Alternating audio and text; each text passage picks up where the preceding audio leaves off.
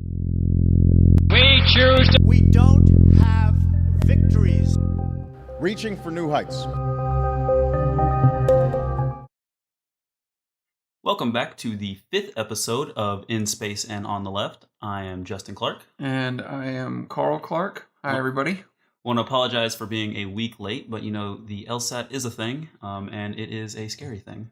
Oh, shush, it's just a test. I mean... Standardized testing is infuriatingly scary to me. No, in seriousness, though, the whole Clark clan is super proud of you, so I'm sure you did well. If for those of y'all that don't know, my little nephew here is trying to go become an environmental lawyer, and on Monday he took the LSATs, and that's the reason why we took the week off. And while we took the week off, I decided to take a trip to the Johnson Space Center, which is the meat of the entire episode today. I know we promised a full Justin episode, but that will be the next episode. You're going to get used to me promising things, because I'm practicing to be a politician, right? You're going to get used to me promising things and just never delivering, and then denying that I ever promised that. So yeah, but I'm going to hold you to it, because I'm going to either be a journalist or a civil servant come hell or high water one of these days. You're my enemy. I'm going to have to take you out. Yeah, I'm the swamp. I'm the swamp. You are the swamp indeed. You got to drain you. But the focus of today, the podcast, is the new astronaut class, right? Yep, the 22nd class of what is affectionately called Asscans, or astronaut candidates. And okay, government acronyms. That's when they go too far. I mean, it's not even a government acronym. It's an affectionate term of your brothers and sisters in space exploration. Like it's what the old astronauts called the new ones, right? You know, like Navy pilots call the new trainees nuggets. It's the same thing. Okay. Your ass cans. So it's kind of like an endearing form of hazing. Yeah. Okay. I mean, and quite honestly, like, especially back in the day, your ass was going in a can, well, a cone made of aluminum. So those guys and women had some serious balls to get in those things. Back then, it wasn't women. And we'll touch on that in a minute, but it wasn't until, I think it was just off the top of my head, 1983, until an American flew in space. Now, Valentina Tereshkova, she was the first woman to fly, period. And if you can't tell by her name, she was Russian. And she was selected because she could parachute. That was her big qualification. I think she also had some engineering background, too. But she had at least done some stuff. Okay. And so they wanted to beat America in the diversity department. And so they did. So in 1960, we let Russia beat us in diversity? Mm-hmm. Come on, America. Yeah. Now, I will say this. Once the American space program started actually putting people in space that were not white and male, we didn't stop, whereas with Russia, they didn't stop either, but it's a considerably rarer occurrence when it's not, a typically ethnically great Russian male who's going up. Well, I would also think that America attracts more diverse people because of the culture we have compared to the culture of Russia. And because we want the best. Well, we're also a nation of immigrants, so we have people from all over the place coming here and doing things and stuff like that. I actually think one of the new class, I forget who, is either the child of immigrants or became a citizen in her career. So, that's awesome. Yeah. But a couple of things, like we woke up this morning and apparently like shit hit the fan in DC. The shooting at the baseball field. Yeah, like I woke up deja vu all over again to Gabby Giffords. Now, from everything that I read, and still news is still coming in, it doesn't seem like it was as bad, but people have been shot, people are injured, people are in the hospital. One congressman was shot in the hip. There were five shot. I don't think there were any casualties from what I've seen. Well, any fatalities. There were casualties because there were injuries. Sorry, wrong choice of words. Fatalities. The congressman got shot in the hip. 2 aides were shot, and 2 of the congressmen, his protective service, were shot, and they captured the gunman. Yeah. So, and apparently, this guy, one of my fellow alums in grad school, he tweeted out about him. They have his identification now, and apparently he was arrested in the early aughts for like harassing or assaulting his girlfriend or wife. Do we have the name of the congressman who got shot? I know he was the Republican in Louisiana. He's the Republican whip from Louisiana. Actually, let me... It's like something like that. Steve... you read it. I'm bad at reading names because, dyslexia is terrible. Which, by the way, this is the first time we're actually in studio. Scalise? However you pronounce that? So, just well wishes, and, thank goodness they're close to some of the best medical institutions in the country and stuff like that to deal with this. And thank goodness there were police and things like that. There were Democrats and Republicans were at this baseball field practicing for a charity game. So a rare moment of bipartisanship, and it gets screwed up by this moron. So, yeah. But there's no justification for that. It doesn't matter if it was a Republican or a Democrat that got shot. At the end of the day, these are people, and you can disagree with their political views. Now, I don't know if the attack, we don't have as the time of recording, we don't have a reason for why he did the shooting. But it doesn't matter. Whatever his motivations were, they were wrong. You do not do that to fellow human beings. Yeah, and they're, just any number of probably bad things that could be said at this point, but I think probably like solidarity is going to be the one thing that should rule the day. Like I remember when I was in Houston, I actually got the chance to talk to some Secret Service folks, and it was like, regardless of what you think or feel about these folks who are in office and their policies, continuity of government, the sacrosanct nature of our process is really, really important. And to violate that really does damage to anyone and everyone's political cause and the issues you believe in, but it also just does damage to us as Americans. So there's no justifying that kind of that violence. But in the other news that's going on, so things don't get continuously we don't get too far down the rabbit trail of everything that's going on, because it has been a couple of 3 weeks. One thing that I do want to emphasize, because this is an issue that's super near and dear to my heart, is Trump Care is getting ready to be released in the Senate. Apparently the Senate bill is pretty much just as monstrous as the House bill. And they're trying to quietly pass it. Yeah, we are going to get a CBO report apparently. So I think McConnell's trying to get that thing out before the CBO report comes in, isn't he? From what I'm hearing, they're going to have one. Okay. So, but I mean, I'm not taking anything for granted at this point. So how long until you think they start trying to dismantle the CBO? I don't know. I mean, they do seem to like to undermine our institutions that kind of undergird the republic they purport to love. A couple of the head GOP have actually come out and said, like, in the past, like, why should we care about the CBO score? They were trying to play them off as partisan and everything. It's like, why should we care about what experts say in science? Yeah. They get government grants, those climate scientists. But yeah, so go to Indivisible, check out, see if you're in one of the states that has senators that could possibly be swayed. There's about 10 of them. And even if you're not, and if you're, in a blue state, call up your senators and be like, what are you going to do to stop this? Like, are you going to stand and obstruct the process? Because this is one of those times when, you throw yourself on the gears and the wheels to make the system that is trying to corrupt itself stop, because lots of people are going to lose their health insurance. Lots of people are going to have their health insurance. This is definitely a fight that you fight tooth and claw. Everybody's on deck for this, because I'm curious. Do you know the program? Well, not program, but it was kind of like a joke up in, I think it was New York's 19th district, where the Democrat House representative went to his GOP counterpart's district because his counterpart wouldn't hold a town hall to explain his vote. So the Democrat went. I have to pull up their names. I can't remember off the top of my head, but he went to his opponent. No, I didn't hear about that. That was pretty brilliant. Yeah, and he basically said, I adopt this district. And he's like, if you want to come explain your vote, you can. Otherwise, I'm going to go explain it for you.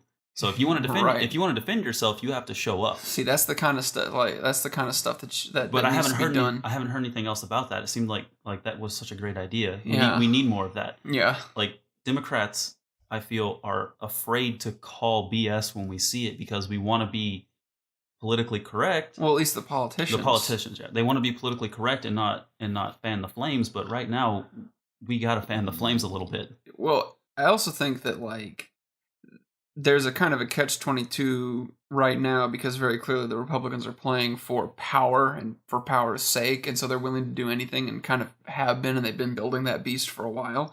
And Democrats really are trying to be the party that exemplifies the norms that keep things stable in a democracy and in a republic, so that when they feel like they are going to win again and the swing happens again in hopefully 2018 and 2020, which, by the way, state legislatures matter, and you're starting to hear more Democrats talk about that now too. But at the same token, you gotta fight. So hopefully Democrats in the Senate are gearing up right now.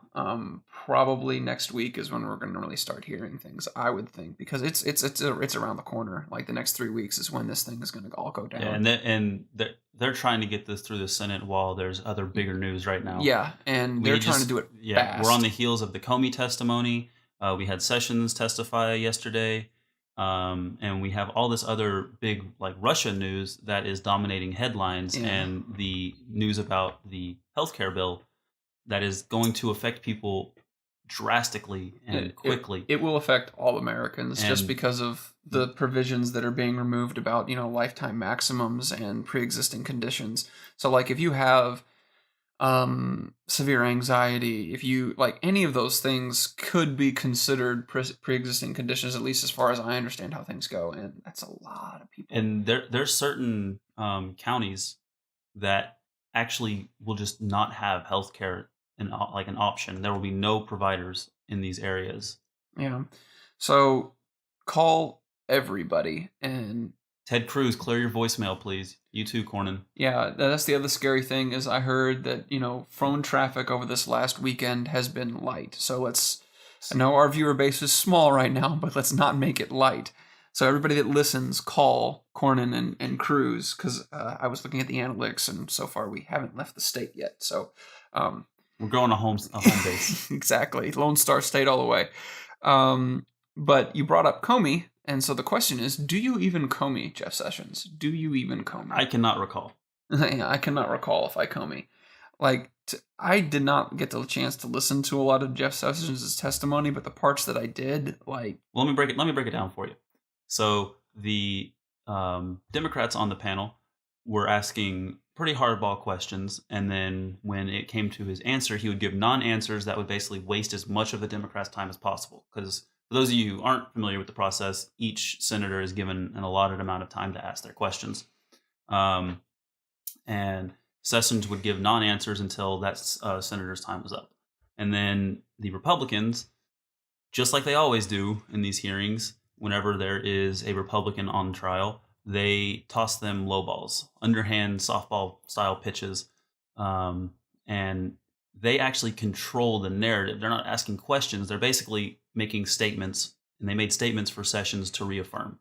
His answers they had, the questions they asked were yes or no. What you just said was correct about how I did not do all of these terrible, horrible things, and the president is a good guy. Exactly. The about 10 minutes that I caught when I was going to the store yesterday on the radio, the one thing that really struck me I listened to all of Comey's stuff. I think aside from the last 10 minutes of it, which was apparently the John McCain meltdown, everybody said, which, I just won't comment on because I didn't listen to it. But the 2+ hours that I listened to of Comey's testimony in comparison to the 15 minutes that I listened to of Jeff Sessions is night and day. And maybe other parts of it were better. I don't know. But he was obfuscating all it, whereas Comey was poised. He was, answering everything really clearly, all this kind of stuff like that. And I don't agree with a number of his decisions that he made over the course of the campaign, but it just kind of adds, in my opinion, to his general credibility about his story, and everything that he said really sounds like that would be what would happen with what we know about Trump and how he behaves. I just want to know where those tapes are. Yeah. Come on, Mr. President, put your money where your mouth is. Or testify under oath. That was funny. We'll see hell freeze over before he testifies under oath about this. Well, depending on what happens with the investigation, he might not have a choice. Well, I don't think Mueller has the power to compel him to testify. Yeah.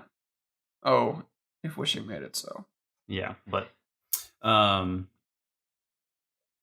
so what else with the Comey testimony? He basically said the president was lying about I was actually really surprised he came out and actually said the word, those were lies, the president lied. He said it multiple times. Yeah. I really wasn't all that surprised by it, honestly.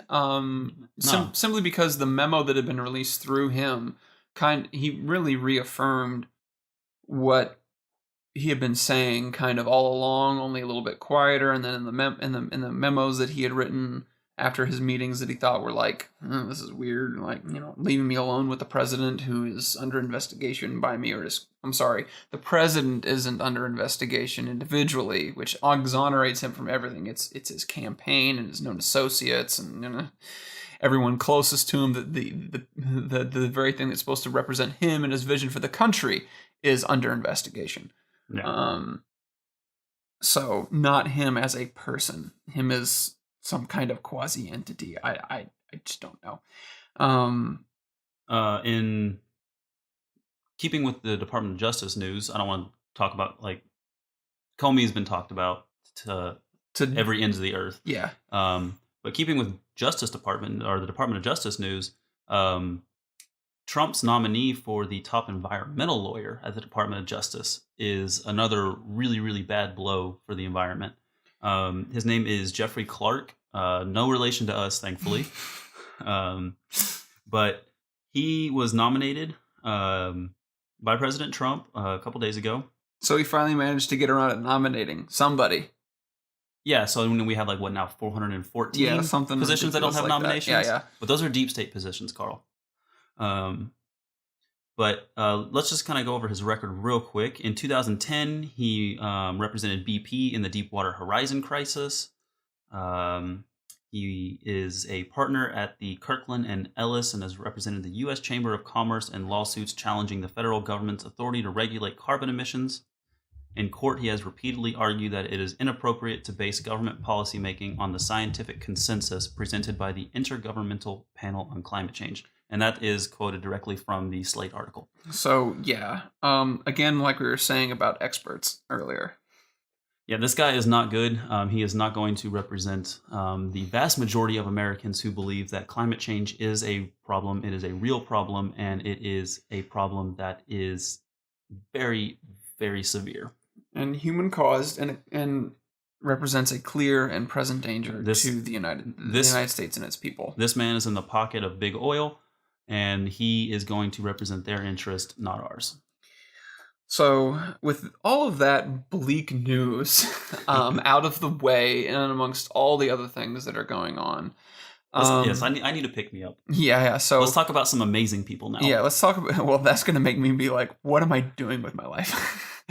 Because these people make everyone question what they're doing with their life. Yeah, these are the cream of the crop. And it feels like half of them are 29 years old. So I'm older than these people, which first of all I think is awesome. But anyway, so just a little bit of history about astronauts and their induction. So the first group was hired in 1959. There were 500 applicants, all military pilots, all white, all men. 7 were selected. That was the Mercury 7. In 1965, more emphasis was placed on science backgrounds. And then in 1978, the Corps was opened up to women, Asians, and African Americans. The first Hispanic American Dr. Franklin Chains Diaz was selected in 1980. He now, after his time in the astronaut corps, is developing the VASMR, the Variable Impulse Magnetoplasma rocket, for deep space travel. The first black woman was also selected in the same class, Mae Jemison, and she became an astronaut in 1987. So I think there was a different in 1987 class. In 1990, Dr. Ellen Ochoa was the first female Hispanic astronaut, and she now is currently the director, so the person that's in charge of the Johnson Space Center, which is where I went last week for the induction ceremony. And so this is the 22nd class of astronauts. The 21st class of 2013 was only 8. The 2017 class is 12. And one of the really cool things about the 2013 class was it was 50% male and 50% female. Not quite at that ratio with this one, but it's really close. So amongst the 12, I think there's 5 women who were selected off the top of my head. And so take that, Russia. And so starting off with the 22nd class of Asscans, which again is an affectionate derogatory term for astronaut candidate. And after they'll go through 2 years of training. They're going to report for duty in August. And after 2 years of training, if they pass, they get a silver pin it's a star with a circle underneath it and 3 rays coming off of the star, and it's going up. And once they fly, that's replaced with a gold pin. One of the more touching stories from the early days about the pin itself is Deke Slayton, who was one of the original Mercury 7. He became the head of the astronaut office, and he never flew until Apollo-Soyuz because he had a heart problem. And eventually the heart problem cleared up, and he was able to fly, and it was the first international meeting in space, and it was a big moment in history. Paved the way for the Shuttle Mir, which paved the way for the International Space Station. But after the Apollo 1 accident, the astronauts' wives who lost their husbands in that tragedy, they gave him a gold pin to let him know that, yeah, you might never get to fly, but you've flown. So, but they'll get the silver pin after they've graduated in 2 years. So the first of our illustrious individuals who have done more in their short time on this planet than I think probably everybody that's in our recording studio, aka the apartment right now. Yeah, this is about to make us feel real bad about ourselves. And bear in mind, I'm not listing off everything that they've done. I'm listing off how old they are, where they were born, where they call home, their highest degree, what research they've done, and what they were doing when they were hired. So this isn't everything. There was stuff before this. And it's still going to make you feel like... It's still going to make you feel bad. So there's Kayla Barron, and she's 29 years old. She was born in Idaho. Her home, she calls Richland, Washington home. She has her master's degree in nuclear engineering from the University of Cambridge. She's commissioned as a Navy lieutenant in 2010 and served on 3 strategic deterrent deployments aboard the USS Maine. So what does that mean? She served on the deadliest weapon that has ever been built in human history. Our submarines that carry 24 Trident nuclear missiles. You thought we were joking, guys. Yeah. And so she is one of the first women ever to serve in the submarine warfare portion of the Navy. So she was, when they finally opened that up to women, under the Obama administration, by the by. So Miss Barron is certified badass. Yeah. And we ain't done yet. So her graduate work focused on modeling the fuel cycle of the next generation of thorium nuclear reactor concepts, which might have some, things to do with deep space exploration. And so I got to ask her a question about that. So we'll play real quick. I asked her about her thoughts about the different propulsion systems and power systems. So we'll go ahead and play the clip real quick from the press conference. Reactor concept. So I don't know a ton about the technology that NASA's working on for propulsion for deep space exploration missions. Certainly I think nuclear is being considered. both for surface power on Mars or the moon, and also potentially to propel vehicles. But it's kind of our first day on the job here, so I don't know a ton about it yet, but I can say that I'm really excited to be a part of NASA's super exciting and phenomenal team and contribute in any way I can. Of course, sir, I'd love to be assigned any projects related to nuclear power, but that's a few years down the road once we finish our candidate training. Well, you answered my question, so thank you.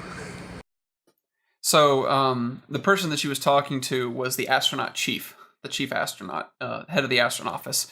And so they're Real quick, though, I just want to pause and say, yes, In Space and on the Left got press credentials. Yeah.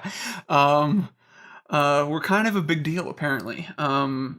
But so nuclear power, nuclear thermal propulsion is being considered. Also, nuclear reactors for surface power being considered. So she's entirely right there. Maybe a little bit of an unfair question because, like she said, it was her first day on the job, quite literally. She actually hadn't even started her job yet.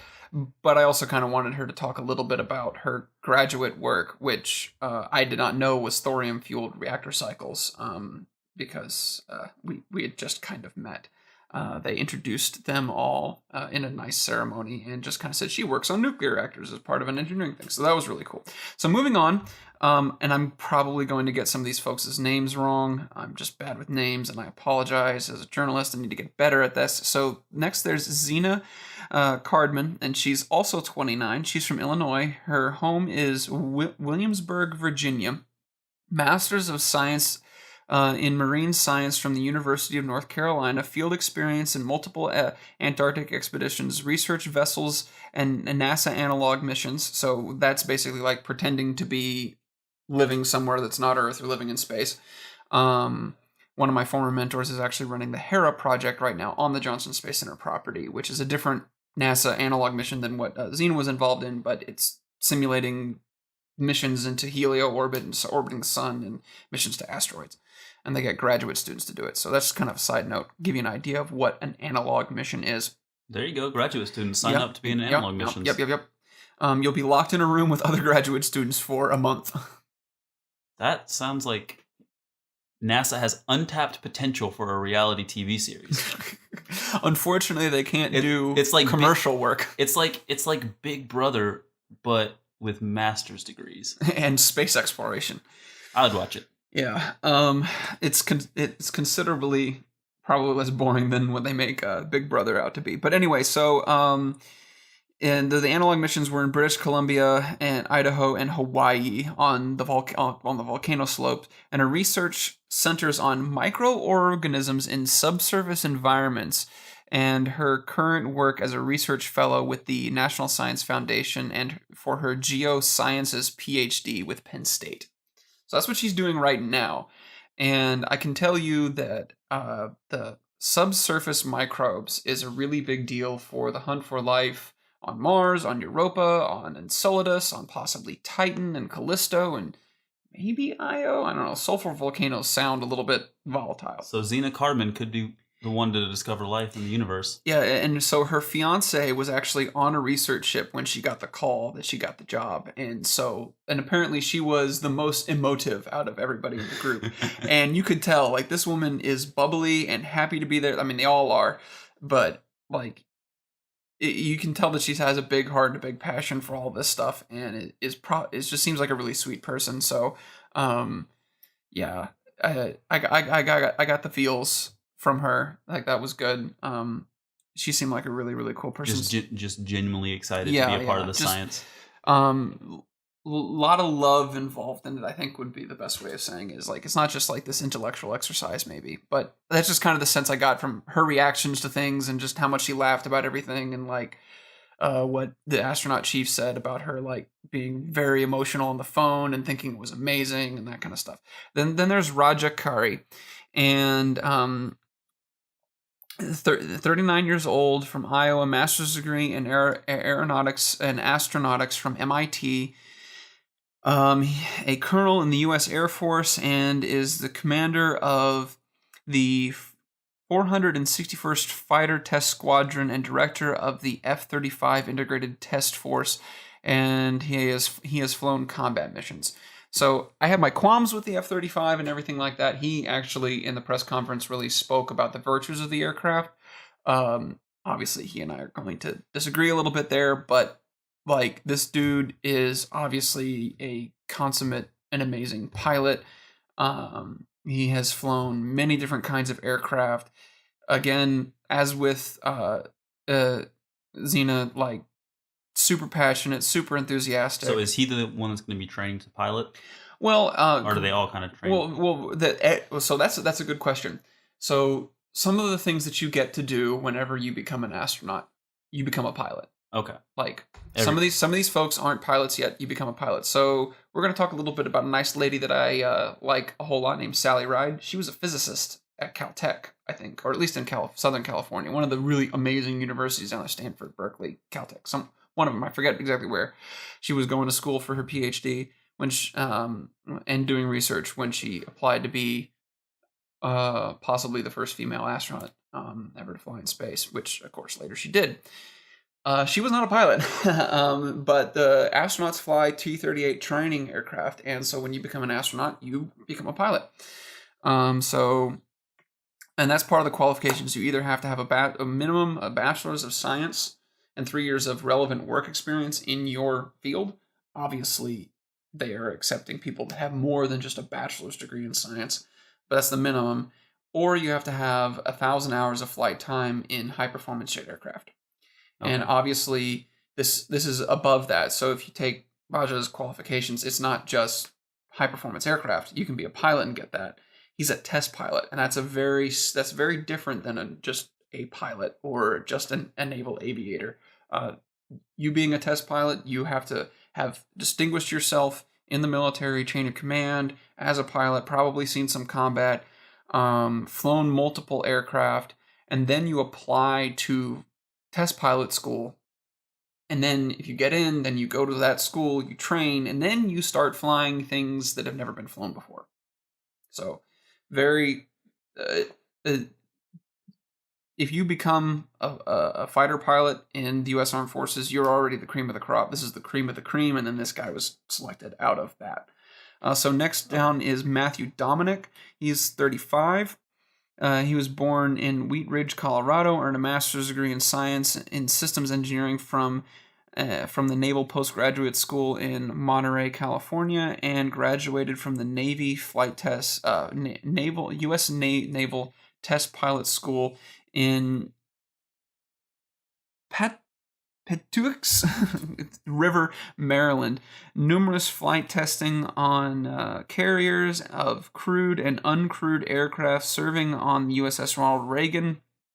Actually, when he got the phone call, he actually had to call NASA because connections were bad to find out whether or not he got the job. He is currently and was serving as a lieutenant commander in the U.S. Navy, a naval aviator, and department head for the Strike Fighter Squadron, the 115.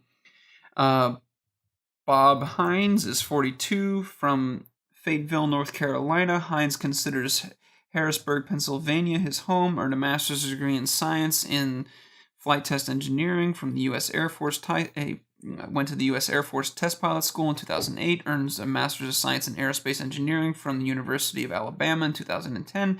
At the time of selection, research pilot for Aircraft Operations Division of the Flight Operations Directorate at the Johnson Space Center. He's also serving in the Air Force Reserves, where he's an F-15E pilot. So there's a fighter squadron at Ellington Air Force Base. He's based out of Elgin Air Force Base in Florida, but there's a former Air Force base right outside of the Johnson Space Center called Ellington. And so that's where all the T-38s are for the astronauts. So this guy was already working with astronauts on the flight line, working with their planes and doing all kinds of stuff.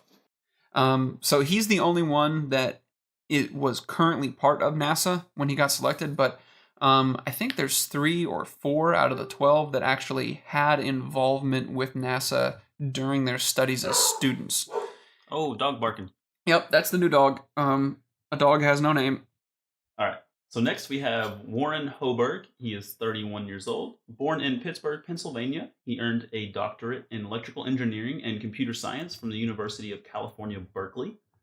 His research focuses on efficient methods for design of engineering systems, and his group produced and maintains the open source software toolkit GPKit, which is a Python package for geometric programming. At the time of selection, he was an assistant professor at MIT, where he teaches undergraduate courses on dynamics and flight vehicle engineering. So how you build a really cool airplane.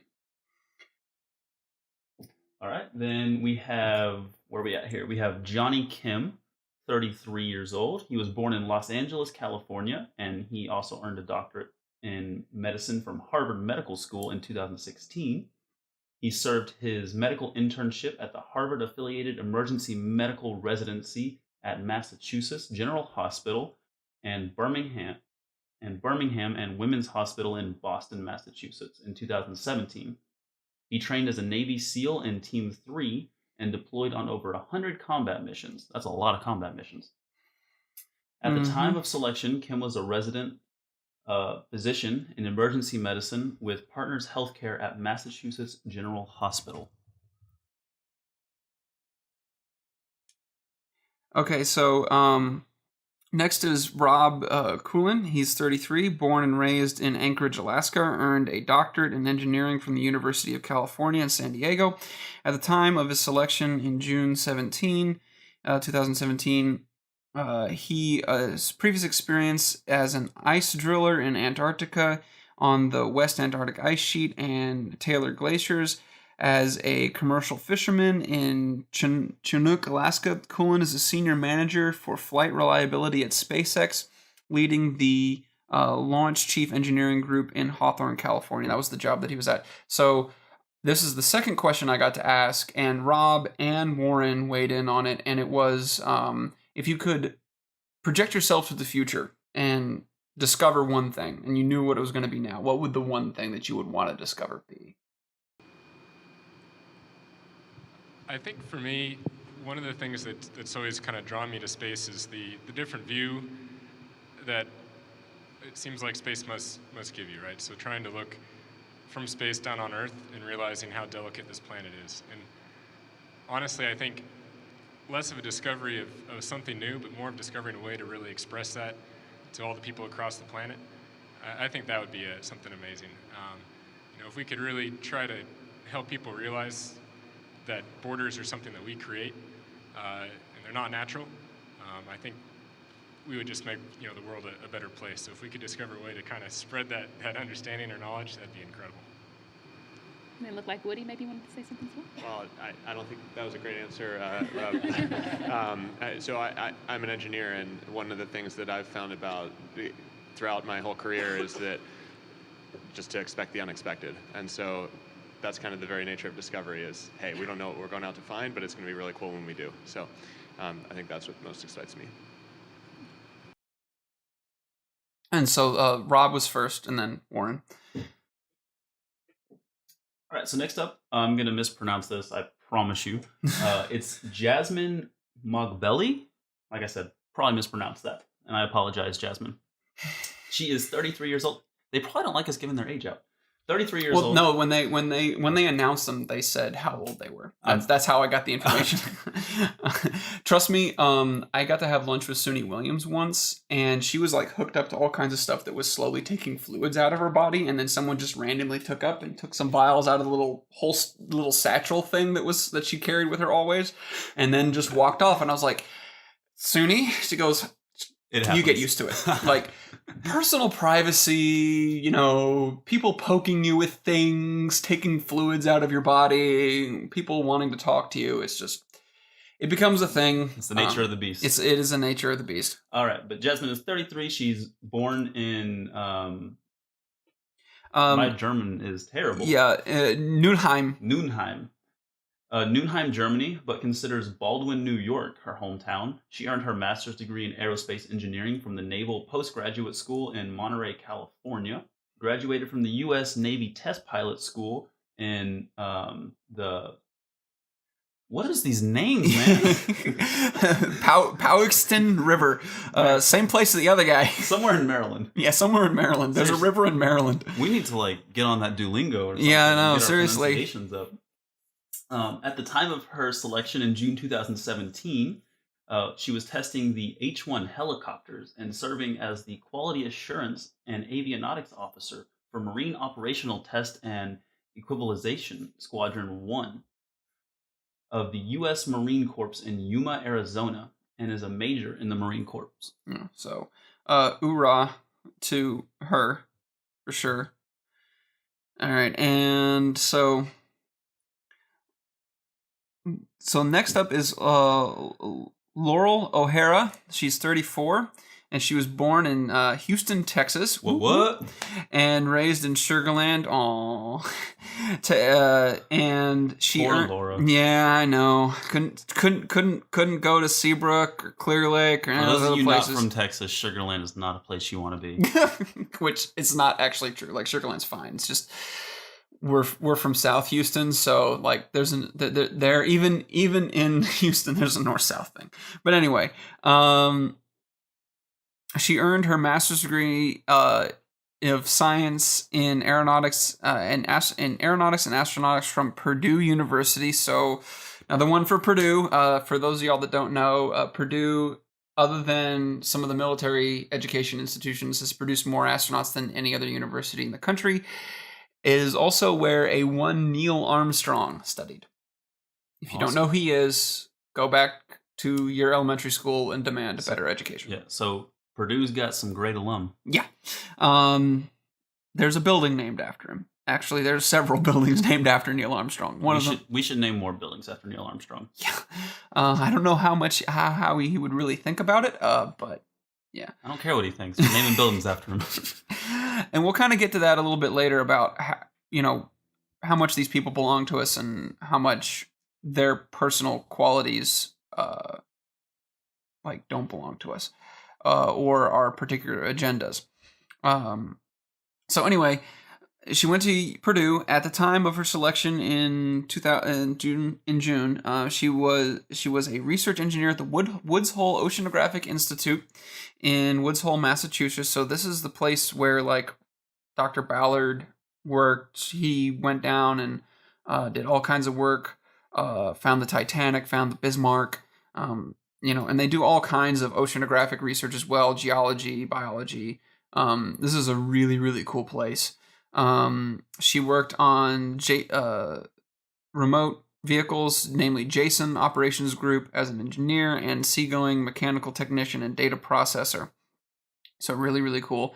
Frank Rubio is up next. He's 41, born in Los Angeles, California, but considers Miami, Florida his hometown. He earned his doctorate of medicine from the Uniformed Services University of Health Sciences in Bethesda, Maryland. He is a family medicine residency at Martin Army Community Hospital for Fort Benning. I scrolled too far. I've gone a bridge too far. Okay. He is a major in the United States Army. At the time of selection, he was the battalion surgeon for the 3rd Battalion of the 10th Special Forces Group Airborne. The Screaming Eagles in the United States, or that might not be the 101st, but anyway, yeah, they're the Airborne Special Forces Unit in the United States Army. And last but certainly not least, this lady's pretty near and dear to my heart too, because she did so much stuff as a student with NASA growing up. And someone asked her a really good interview question about like studying things, and I think her piece of advice was really good. It's like, if you love science, certainly go into it, but I went into like the engineering side of science, and then I realized it wasn't for me, and then I went to geology. So make sure you're always doing what you love, because the question was about becoming an astronaut, and it's really key. So this is the piece of advice I always hear from astronauts. This is the piece of advice I give to kids when I talk to them about either working at NASA or trying to become an astronaut. Go in the sciences. It's amazing. We always need more scientists and engineers, but make sure you're doing something that you love, because the position of astronaut is not guaranteed. There were 18,000 people that applied, and 12 were selected. And every single one of these individuals that were selected would have continued on with their very, very successful careers and made an impact in the world that was positive had they not been selected as astronauts. Now they get to do something that's different, that's more, and that may or may not be better than what they were doing before. It's kind of hard to tell. Like, even as an astronaut, you never know what consequential work you will get to do. But always make sure you're doing something you love. So if there's any kids listening, like, make sure that is something that you consider. But anyway, so just look at all the cool things these people are getting to do even before they became astronauts. Like, go into STEM. Yeah. Don't do what we did. Yeah, don't do what we did. You'll end up doing podcasts for no money. But you get to do amazing things in STEM. It really is going to open up some doors for you. Yeah. So make sure you do that work of the really menial math when you're in middle school, and find some good mentors even then that are willing to give you the stuff that makes it interesting. And a lot of these people use the armed services as a means to get into STEM. So that's another option. Yeah. Like, yeah. Get into STEM. So anyway, she was born in Gaithersburg, Maryland, but considers Lafayette, Colorado her hometown. She earned her doctorate in geology from the University of California. For her PhD research, Watkin studied the emplacement mechanisms of large landslides on Mars and Earth through orbital data analysis and fieldwork. While at UCLA during her postdoc work, she collaborated with the Mars Science Laboratory rover, or the Curiosity rover, participating in data planning and daily planning of rover activities, and investigating the geologic history of Gale Crater, which is the site where Curiosity is running around. And she will be the only, so far, 6th African-American female astronaut in the course history. So she is definitely standing well on her own in her own accomplishments, but also on the shoulders of giants to carry her even further. And that is the case with all of these people. Like, they are absolutely incredible. And they seem like a good bunch. They were all getting along and joking with each other and all kinds of stuff. They were even making fun of each other a little bit at the press conference. It was a time. So these people are who we should hold up as the shining examples, especially for our youth. I feel like they have done amazing things and will continue to do amazing things and inspire others to do amazing things. These are true American heroes. They come from a diverse background. They come from all walks of life. And they have all made it here through hard work and determination. And these are the people that we need to be looking up to. I think the other thing that they would probably say, and I think they would probably say, because I heard them say it a lot during the interviews, was that, and we'll get to him in a minute, but even Mike Pence said this, and I think he was right as well. No matter how hard you work, no matter what you do and what you accomplish, getting there on your own is something that you don't do, which I kind of thought was funny coming from, the vice president, considering their kind of general ideology. But beyond any of that, it's very true. Every astronaut there said, if it wasn't for our teams that we worked with, if it wasn't for our mentors and our teachers and our parents and our friends who were always supportive of us and pushing us, and were able to hold us and prop us back up when we did fall and fail, and allowed us to make changes in our life and our course, like the way Jessica switched from one science to geology, they would not be sitting where they are. They also talked a little bit about their family life, like what was her name? Zena Cardman, like, she's going to be getting married at some point in the not too distant future. Her fiance was on a research ship. Like, these folks sacrifice a lot in their personal lives. One of these guys, he's married and he has 4 kids, but they also say that, regardless of the sacrifices they make and their families make to not spend time with them when they're going and doing these things, without that support at home, that direct support, those folks that are there, that love you, that worry about you, that want you to do good, who look up to you, none of this would be possible. So, as driven as they are, as smart as they are, as accomplished as they are, as someone said at Neil Armstrong's eulogy, no one does anything great alone. No one goes to the moon alone. And I agree. Excellent point. None of these people will go to Mars alone. As Kennedy said, indeed, it will be a whole nation that will send them there. And speaking of a whole nation sending them there, and what will they ride, after the press conference and everything, I got the chance to talk to a few program managers. So I talked to the program manager of the Orion program, Mark Karasik, and I asked him a couple questions about the orbit for Exploration Mission 1, and I also asked him about some of the issues with possible cost overruns with the Orion and the different types of contracts that they might be looking at in the future to save the taxpayer money while still accomplishing the mission and keeping the astronauts safe. Question. Our baseline is a distant retrograde orbit. It is a very challenging mission. We want to run this spacecraft through its paces and really check out those systems on a challenging mission when we don't have crew. And if I remember correctly, that's going to be like about a 30-some-odd day mission, right? Yeah. Okay, so yeah, good. Question. And actually, we're working right now, on the next contract phase.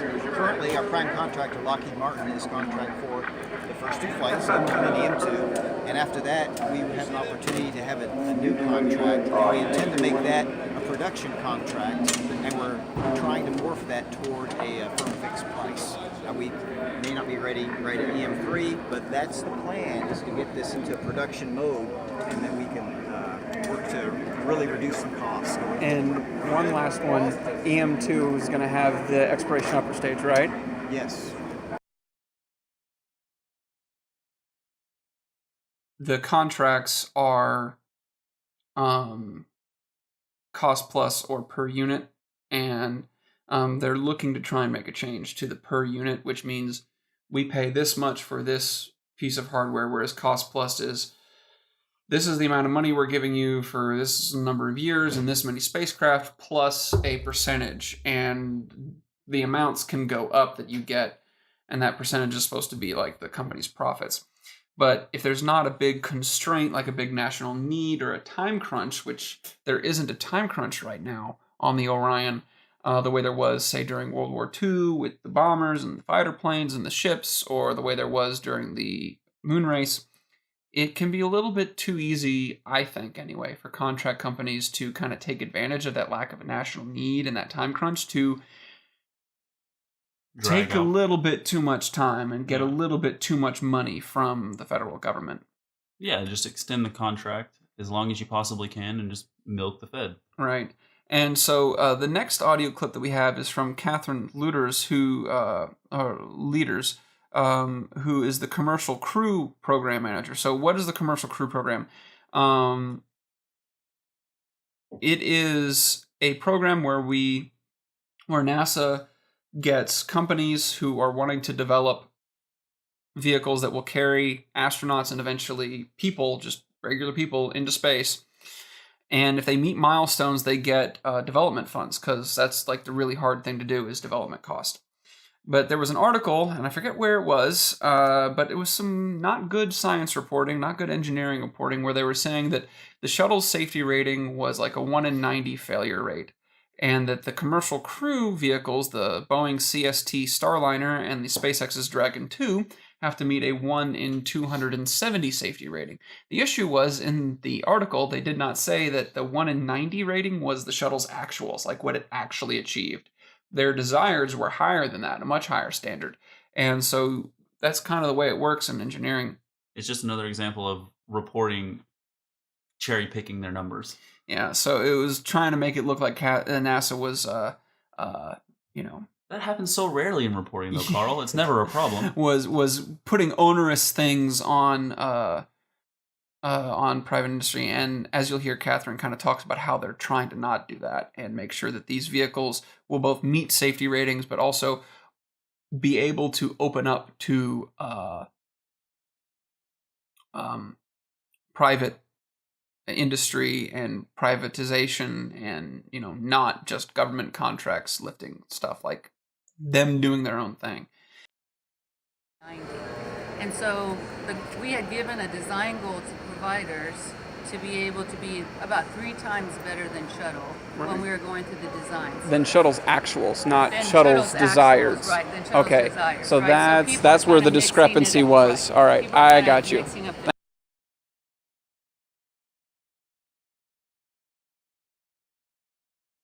I do know, we really are focused on what is it taking to be able to fly our crew astronauts. So we do know that both providers are marketing this capability to be able to also be available commercially. And we have worked really hard to make sure that our requirement set doesn't mean that this is just a government vehicle, right?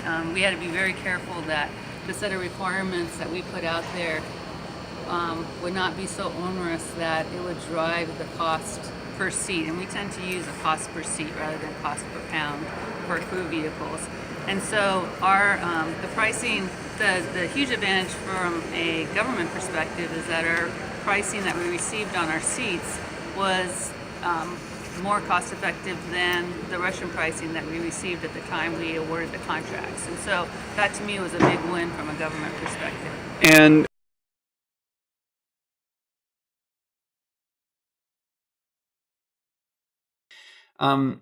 And then the next clip that we have is from Chief Scientist Julie Robertson. So she has her Doctor of Philosophy in Ecology, Evolution, and Conservation Biology. But I talked to her about dark matter and dark energy and the scientific instrument, the Alpha Magnetic Spectrometer 2. So dark energy and dark matter. Well, I'll tell you what we know so far. We just passed 100 billion observations of galactic cosmic rays, which is mind-boggling, right? Yeah. Now, the physicists point out the 101 billionth is just as important as the 100 billionth, but it's still pretty cool. And they now have had 6 major publications in physical review letters, which is sort of the gold standard for that area of physics. What is probably most interesting to me is they've got the data so clean now with that number of observations that they have been able to rule out every other known process for producing these patterns of electrons and positrons other than dark matter. Oh, wow. So that doesn't mean some smart physicist couldn't come up with a new theory that it wouldn't exclude, but right now today, that's as close as you get in science to providing evidence of something. There was recently a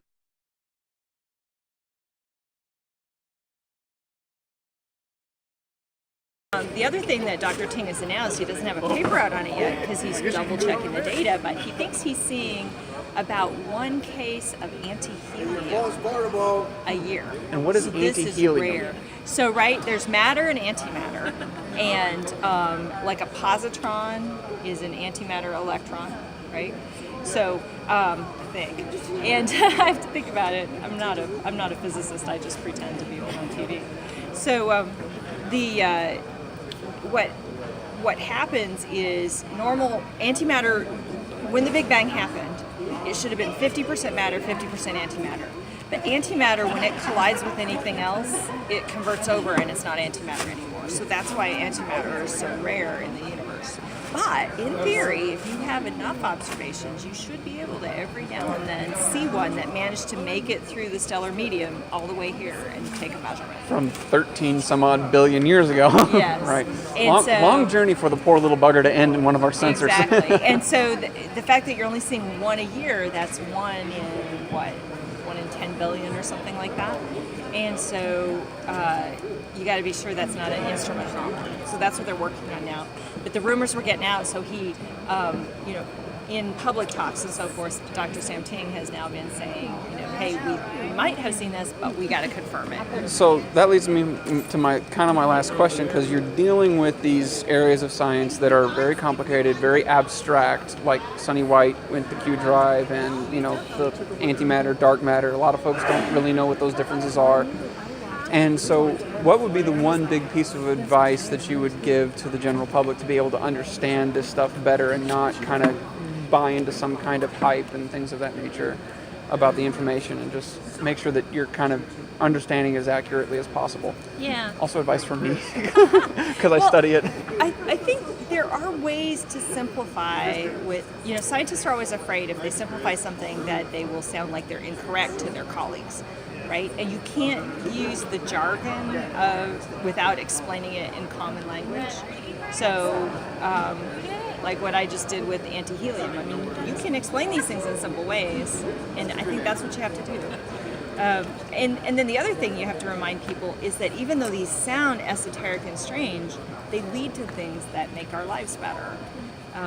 And even something as fundamental physics, you look at our understanding of atoms and radiation, and that's what's led to things like PET scans, which help us identify tumors, right? And so all of those things we understand about the nature of matter and basic physics then is what feeds our technologies and helps us find ways that technology makes our lives a lot better. All right, thank you. Great. Tell me.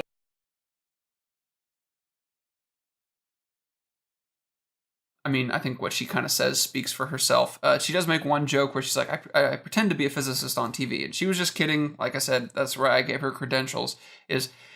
She is the chief scientist of the ISS, so it's very easy to see why they chose someone who has a biology background, because most of the science that gets done on the space station is biology, human biology. Then there's like material science and some physics. And then there's this particle physics that is really cool because it's talking about dark energy, which makes up a large portion of the universe.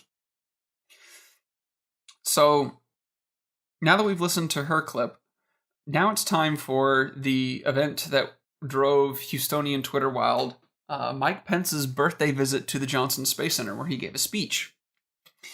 And I don't know, I'd kind of like to get your thoughts, Justin, on like him attending the astronaut selection and what do you think about the VP coming and visiting NASA? And I watched the YouTube video that NASA posted of him talking, and I listened to your recordings. Obviously I wasn't there, so I didn't get to see the kind of atmosphere of the room real time. But from what I heard, I'm like, he might be genuine and he might have some interest in space, but I feel that this was just a political stump speech in order to try to gain some kind of good press coverage, I guess, in this turmoil that is the Trump administration. I want to feel that he's genuine, but it didn't come across that way to me. So some of the things that I heard when I was on the floor, that I thought was interesting is apparently his visit came together very last minute. I don't know how that kind of works when it comes to those kinds of high-level government officials, but from the times that I've been around visits and things like that, when there are kind of those last-minute details, it's usually because someone heard about it and just wants to go. So there's that. Sorry. Like I said, he might have some genuine interest in NASA and space exploration and everything like that, but I don't feel that was his main motivation for being there. Was that? Yeah, which sucks because I would love for the vice president to be genuine about it. I think he genuinely does like it, and I think he genuinely probably feels like he does support it. And we'll get into if they genuinely support it. Because saying one thing, well, he feels like, so I'm using that word operatively. There's words and there's actions, and so I do want to mention a couple of things that I think he said very well. So we'll play this next clip of my favorite line from the speech. I remember I said at the time, and have thought ever since, that to see a launch, especially at night, Cape Canaveral, it's like seeing the Earth giving birth to a piece of the sun and sending it home. The courage of these men and women and all the astronauts who have gone before inspires me to this very day. And then right after that, he mentions, that there's more than 17,000 employees at NASA, and then even more contractors that make all of the things that they do possible. And I think that also doesn't get mentioned enough. So I got to give him points where it's due. he does talk about the team, which I think is very important. But then later in this clip, and the names of our heroic astronauts have been carved into the hearts of every American. John Glenn, Alan Shepard, the rest of the Mercury 7, Neil Armstrong, Buzz Aldrin, Mae Jemison, and Sally Ride, and all the men and women who took our nation to new heights. He mentions two people that are pretty important in NASA's history of diversity. Mae Jemison, you heard him say there, and Sally Ride. Now, Mae Jemison was the first African-American female to become an astronaut. Among all of her other qualifications, one of the things that endears her to me, because it reminds me of my mom, is she's a ballerina. So that's another point. Like, she's a scientist and an engineer and all these other things, but also, like, she is an artistic athlete. Is kind of the way I think of, ballerinas and stuff like that, because they got to be in good shape to do some of the stuff they do. And a lot of astronauts are musicians, and they do other things on the side of being astronauts. And I think that's kind of cool to learn about those things, and makes them be like, these folks that, just like the rest of us, put their pants on in the morning, but they just get to then hop in a spacecraft.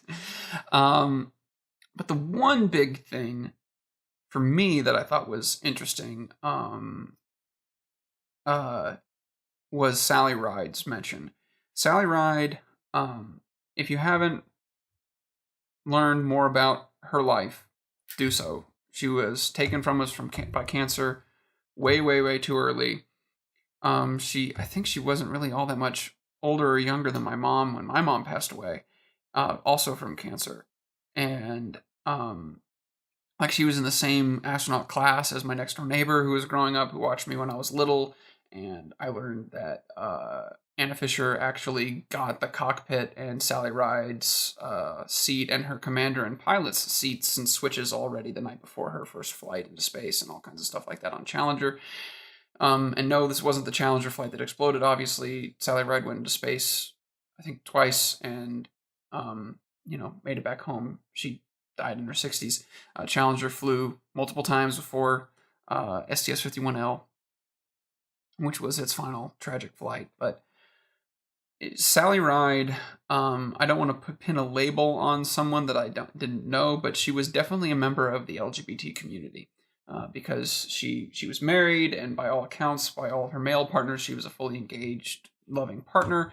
But she also spent a majority of her time as a lover, as a partner in life to her partner Tam, who's a woman. So you want to say she was a lesbian, if you want to say she's bisexual, in the biography that I read, they never really put a label on who and what she was. She was just Sally. And given, in particular, Mike Pence's view, his deeply religiously dictated view on homosexuality, and the fact that Sally Ride and Tam did not come out of the closet until after her death. That's part of a deep ingrained culture of when she was coming up in academia, and both in NASA, which has a lot of DNA from the military, which we all know is a very conservative, traditional institution. She was, and also on top of that, she was just a very private person in general. Him invoking Mae Jemison and Sally Ride sits really weird for me personally, because, like we were saying about Neil Armstrong, these people kind of belong to all of us a little bit, because they are our heroes.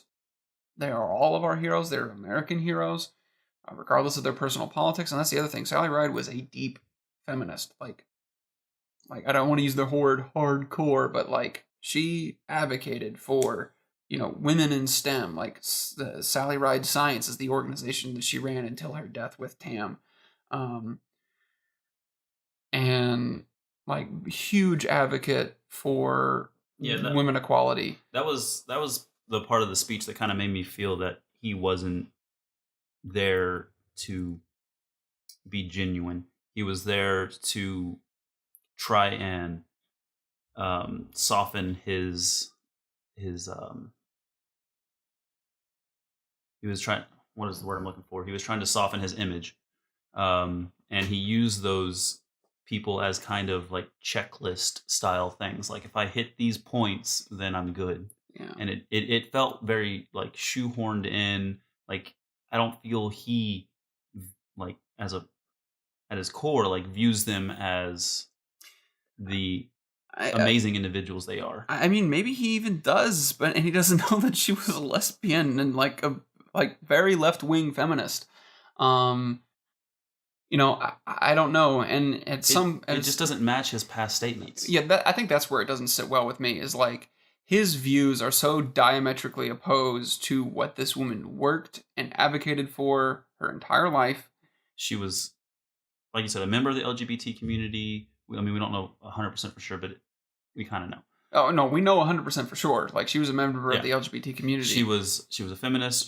I just didn't want to put a label on. She was a huge advocate for education, and then you have on the other hand Pence and the Trump administration who are trying. She was also an advocate for climate science, like big.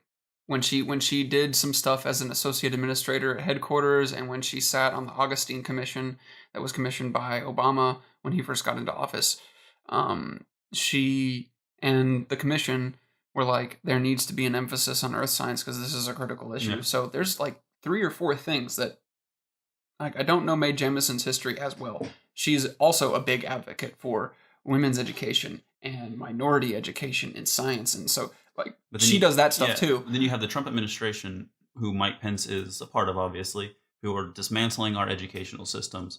They are denying climate change and actually doing things to exacerbate the taking problem. Money out of the Department of Education that goes to poor school districts that allow them to have after-school programs and this kind of stuff. And then also they are putting in place or supporting laws that discriminate against LGBT members and women. You have words and you have actions. Yeah, and speaking of which, there's this next clip. Our administration, this will be true. NASA will have the resources and supports you need to continue to make history. So, this is a lie. Like, it's just a lie. I don't know how else to say it. It makes me sad that so many people applauded it. But NASA's Authorization Act was a $19.5 billion budget that Congress recommended. And if you don't, I'm not going to rehash it too much. But that's a congressional thing. It's not actual appropriations. The Trump proposal budget is $19.1 billion. And that is a 0.8% cut from the 2017 continuing resolution, which does not increase NASA's budget for inflation. So they're actually losing money every year as inflation rises. And so NASA's not being cut as much as other science institutions, so this might sound like a really big nitpick, but this is just indicative of their general rhetoric, and it's even applying to this thing that they so profess to love when they have like railed against the EPA and all these other organizations that also do a lot of good work and deserve more money. They say really great things about NASA, and then they cut the budget. So planetary science and Earth science, their budgets are flipped. So the planetary science has 1.9 billion, and Earth science has 1.8 billion. Under the Obama plan in 2016, is 1.9 billion for Earth science and 1.3 billion for planetary science. So you kind of screwing up there, Obama, on that last budget. There were some cuts in the last budget that Obama did. I'll just say this now that I did not agree with. I thought they were bad. I think both Earth science and planetary science need just a cold $2 billion even. And then for planetary science, Congress for 2016 enacted $1.6 billion. So this does give more money to planetary science and Earth sciences in general, but like there's inflation, there's all these big projects coming up, and they are cutting some really critical missions. Then here's the big thing, like standing in Texas, which is where the exploration budget really gets spent. One of the states where it gets spent.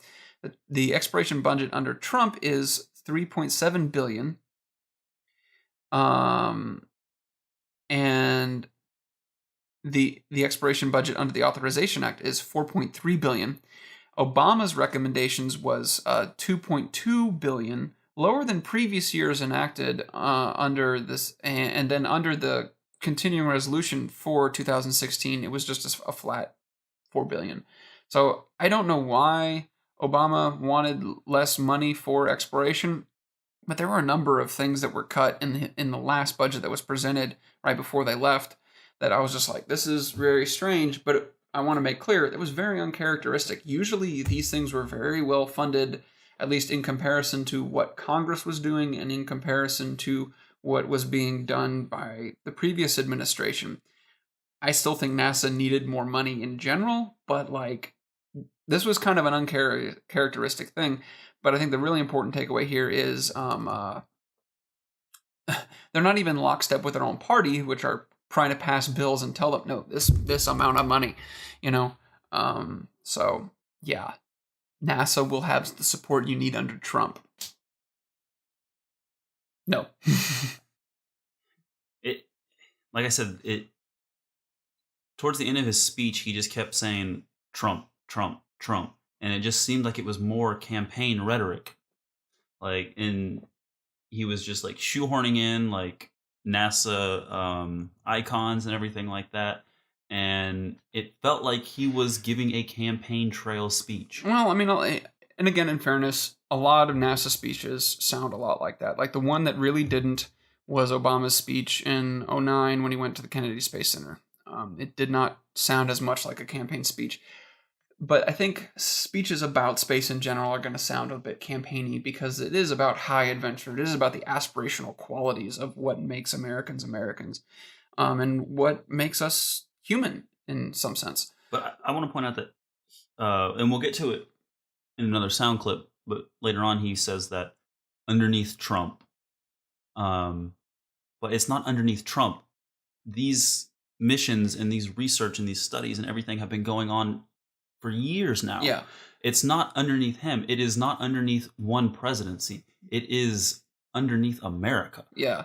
So like George W. Bush set up a lot of planetary science that got done under Obama, and Obama's setting up a bunch of planetary science and human exploration and earth science that is going to get done under this administration. And that's what's beautiful about organizations like NASA is it doesn't matter what president we have.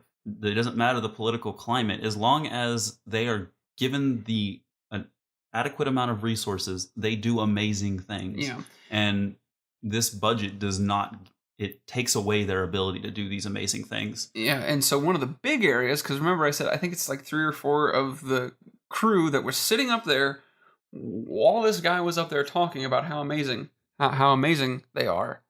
You will inspire students. Well, I'll just play the clip. I'd like to offer a small correction to some of the statements made about the budgets of NASA, particularly when we were comparing the Trump budget request for fiscal year 2018 and the budgets that were requested and by the Obama administration, and the budgets that were requested or passed into law through continuing resolutions or out of the committees that were not made it into law because the United States didn't pass a budget during the Obama administration. It seems like there was a steady increase at the beginning of the Obama administration until fiscal year 2013. And at which point the Obama administration did request more than what Congress ended up giving, because Congress ended up cutting the budget. Ended up cutting, I think, the budgets kind of across the board pretty decently. If I remember correctly, that was around the time when sequestration happened.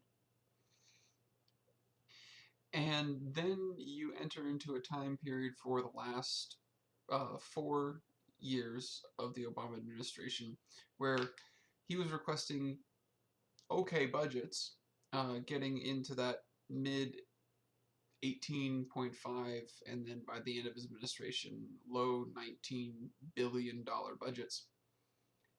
But Congress would tend to, in the committees, pass more money. However, the entire House and Senate would not pass a federal budget. And that meant continuing resolutions, which meant the budgets were just a little bit more by about 80 to 50 billion, not billion, million dollars than what the administration was requesting. That being said, the Trump administration's budget request is still less than what the fiscal year 2017 continuing resolution was. It is a little bit more than what the Obama request was, which again I had some serious issues with. And it is definitely less than what the committees in the House and Senate would like spent on NASA. So Obama is by no means perfect on the NASA budget, though right now, as it stands, his first year's budget and what he got done through Congress in comparison to what Trump's first budget is, Obama is still requesting more money in equivalent timeframes. And we all are also entering at a time when NASA could probably use a bit more money, and in particular the exploration budgets, the earth science and planetary science budgets. So with that correction, thank you again for listening and enjoy the rest of the episode. The United States will usher in a new era of space exploration that will benefit every facet of our national life. It will strengthen our national security and the safety of the American people. It will strengthen our economy as we unlock new opportunities and new sources of prosperity. It will strengthen education in inspiring a rising generation of Americans to study science, technology, engineering, and math. And more than anything else, as the President believes with deep conviction, it will strengthen the American spirit. So, STEM, right? You know, these people were part of NASA internships and student programs. We're gonna inspire them while we're also cutting the programs. Yeah, it's 100% cut to the Office of Education. Yeah, it's not like a decrease. Like no, they just redlined it. Straight red line. To give you the perspective, the Authorization Act that Trump signed recommends $115 million of appropriations. 2008 and 16 Obama request was $88 million, which is around the ballpark for what it usually gets. And then the enacted from the continuing resolution from Congress gave it at $115 million last year. And so, yeah, like these are programs that we have astronauts in this class that were part of these programs that would not be here if it wasn't for these programs. And so one thing I got to give a big shout out for the public affairs folks at NASA. During the press conference, they made sure they found questions about NASA science education and students wanting to become astronauts. And that was some of the main questions they made sure they asked the astronauts from social media. So they are very acutely aware of what's going on here. Fortunately, and I can't believe I'm saying this, House Republicans know this better than Trump does. And again, this is just another one of the reasons why whenever his full speech, I believe, is up on the NASA YouTube page. Yeah. If you want to go watch it, there'll be a link that we'll provide. But it just does not sound genuine because he says like these things like, we will inspire you to pursue STEM and everything like that. But he's slashing programs that get people into STEM. He is destroying, and I don't say the word destroying lightly, he is destroying education systems that help youth from underprivileged areas, and not just underprivileged areas, like of all walks of life. Yeah. NASA helps everybody. Get into STEM and achieve a better quality of life. And become middle class. Liberation through education. Yeah, seriously. And they do not want to support this. They want to put the money in other areas. They do not value quality education. So let's listen to the next two clips that you kind of alluded to about like Trumpism that he said. Again, I want to know. I want like a Trump count from this speech. Under President Donald Trump, America will lead in space once again, and the world will marvel. And so yeah, looking back on it now that you're kind of saying that, does this sound like campaign rhetoric? Like, and remembering back other presidential speeches about NASA from both parties, they never really mention, they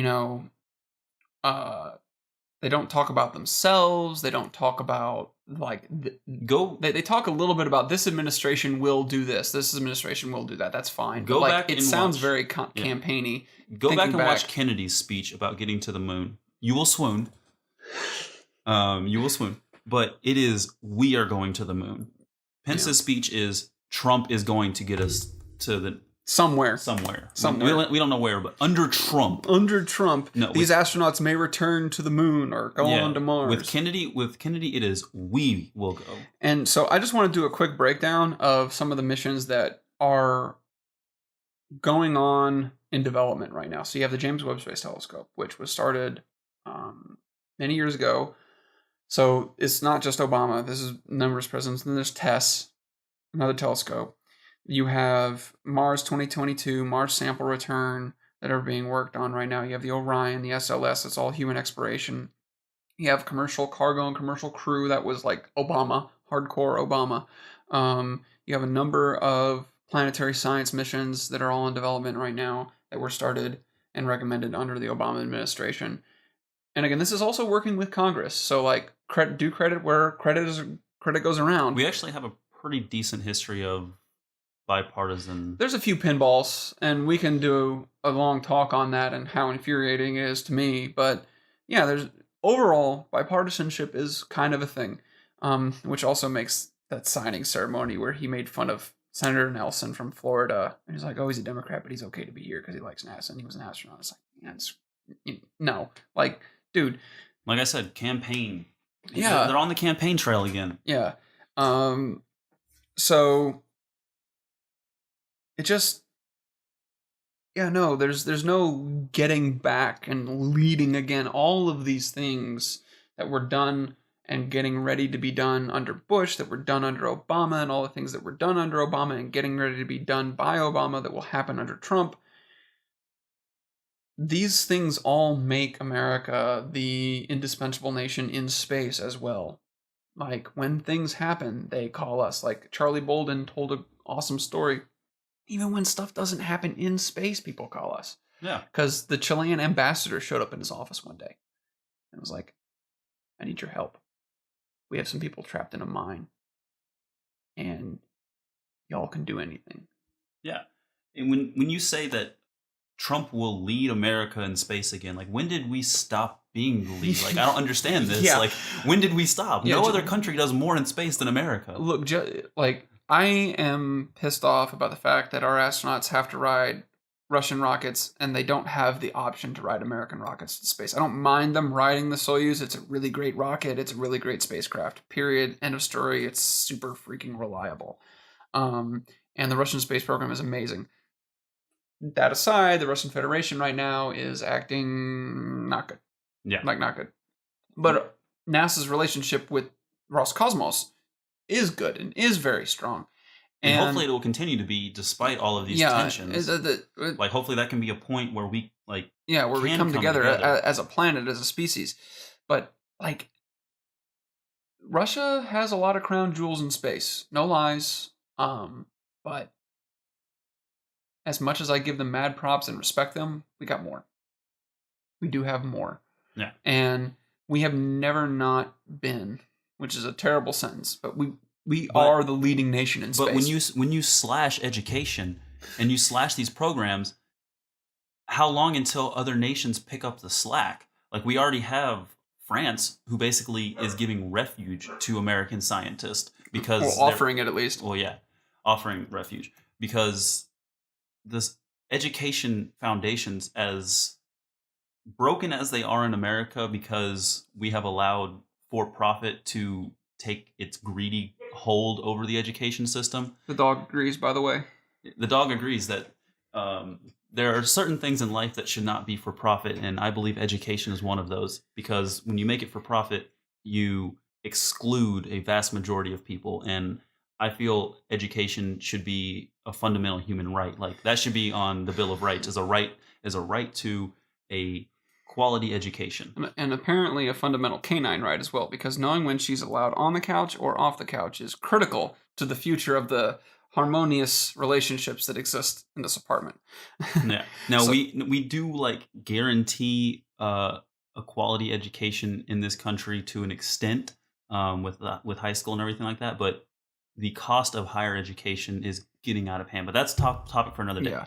So the second to last thing is this clip. Recognizes that America needs a coherent and cohesive approach to the last and greatest frontier.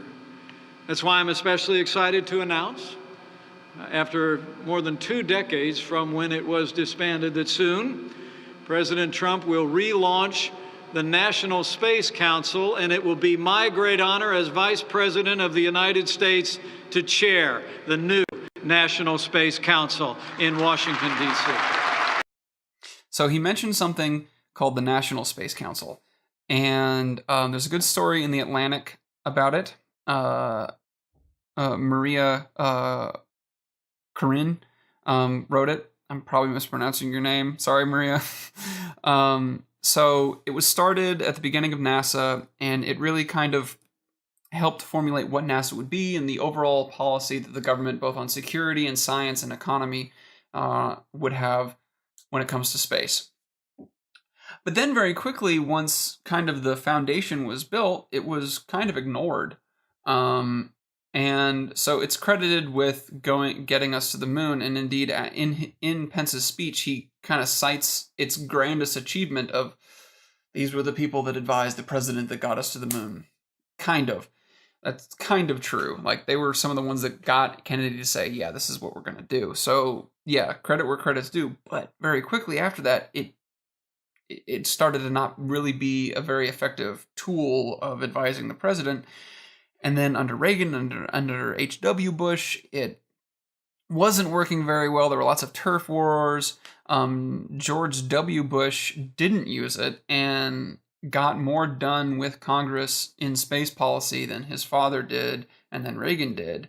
It was terminated under Clinton, though some people were looking forward to the idea of Al Gore being on it and being the head of it, because traditionally the vice president is, and he had experience on the congressional committees that deal with science and space, so that they were like, okay, finally we're going to have someone who knows what the heck is going on. But both W. Bush and Obama didn't have one. They had their other structures, the National Security Council, the White House Office of Science and Technology Policy, and of course the NASA Administrator and the the Secretary of the Interior and Transportation and a couple others that dealt with like the economics of aerospace. And they would just advise the president, and then the president would, make the decisions and stuff. And decent policy came out of both White Houses. I have problems with both, and we can maybe even do an episode on that at some point, but neither here nor there. They didn't use it is the point, and it became looked at as by DOD and NASA officials as this barrier to the president to be able to advise. Like in one of the sources that I found was a policy thing. They said NASA officials and officials of the Department of Defense do not favor the National Space Council. They see it as a wall between them and the president. Like, do not restart it. So for a party that believes in cutting down bureaucracy, they're wanting to add in another layer that seems to not be needed, at least in my estimation, of how things have been running and the pretty decent policy that we've been getting. Did he provide a reasoning for restarting it? Just it'll reinvigorate American greatness, essentially. That sounds like campaign talk. Yeah, again, it was another applause line, and it's just kind of like, okay, if you implement it well, it could be good, but it seems like it's not a necessary thing. It's just another structure to try and have officials at NASA get past. And if you really think Trump is going to listen to it, he does not listen to advisors. Yeah. And so there's this last clip, which is the ending of his speech, and I do want to preface this with, he does mention again the hard work of the people at NASA that make the missions possible, but then there's this part, which Justin and I are atheists, so we have our perspectives on it. And I believe with all of my heart that when you go, you will not go alone. For as the psalmist teaches us, If you rise on the wings of the dawn, if you go up to the heavens, even there his hand will guide you, and his right hand will hold you fast. As you begin this journey, know that you will be carried by grace and by the prayers of the American people. So Godspeed to the class of 2017. May God guide you and bless you. May God bless NASA, and may God bless the United States. So he quotes the Bible, which there are some pretty beautiful passages just artistically in writing in it, and I think that's one of them. And the Apollo 8 crew read from the book of Genesis on Christmas Eve when they were the first crew ever to see the Earth in its entirety, and they were the first ones to fly out to the moon. And I don't particularly have a problem with them having done that, though it is worth saying that NASA was sued for mixing church and state on that occasion. But for one reason or another, and it very well might be just because I just really don't like Mike Pence, the part about prayers carrying them into space really, really, really made my blood curdle.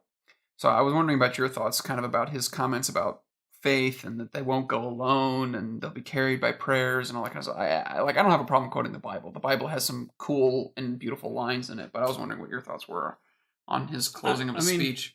It just feels like you say like it's all these people's hard work, but at the end of the day, it's not them that does it. It's this other figure, this ominous figure that you can't really like see, feel, or touch or anything like that guides you, and it's ultimately up to that figure if it succeeds or fails.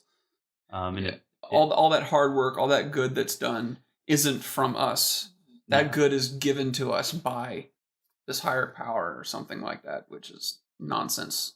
And it just kind of it makes the human endeavor a little lessened. That's just my thought. Like, I'm not surprised that Mike Pence brought religion and closed it with a religious statement. Yeah. Like, that doesn't surprise me. It doesn't, like, we're from Texas. Like, it doesn't bother me, but it just seems like it kind of discredits the hard work. And so when Pence said, you will be carried by prayers, I just thought of every single person who puts in a lot of hours and follows a lot of really hard rules to follow. No, like I said, it just feels like it's a discredit to the hard work of people. Yeah. It doesn't surprise me that he said it. Yeah. And I don't think it's some, like, it doesn't need to be like some big like scandal or anything like that he did it, but it feels to me like it lessens the hard work of the people that actually do the job. Yeah, I more left this in as kind of like the last thought, just because we don't talk a whole lot about the atheist perspective. We more are political, but I felt like part of the cosmic adventure of space exploration does bring out that quasi-religious quality. You are seeking the numinous, the truth of the universe in some way, shape, or form, and some people seek it differently than others. Ours just, happens to deal in facts and verifiable predictions based off of, theoretical models that have been tested and, proven true.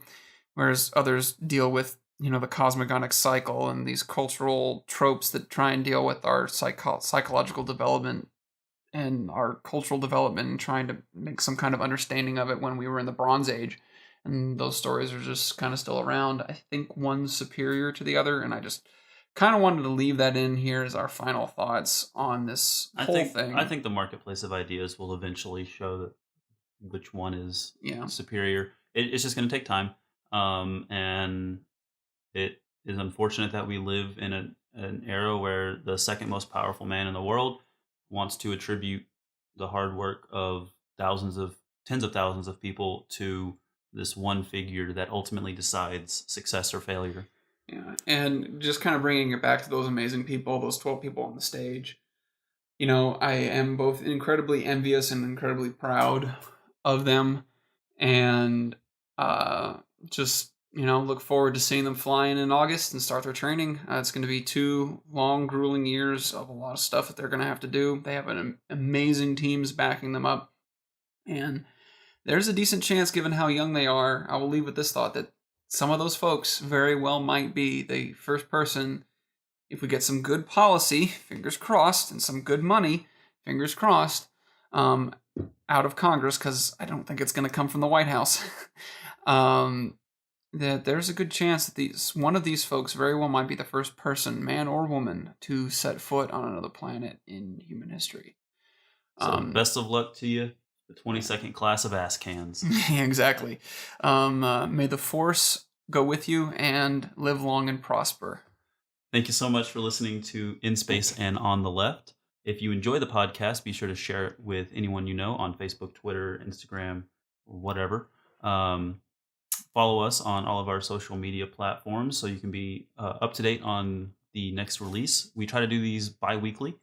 Every now and then there are some circumstances that force us to push it back a week or so. But LSAT. But with all that being said, we want to thank you so much for listening. We hope you enjoy. Be sure to leave any comments, criticisms, whether they be constructive or just an episode idea. And email us any questions that you have about anything at inspaceonleft@gmail. That's our email, and I'll try and get to anybody who has a question about anything about space policy, what's going on right now, that kind of stuff, or if you'd like links to places where you can get some advice about resisting the healthcare law that is monstrous.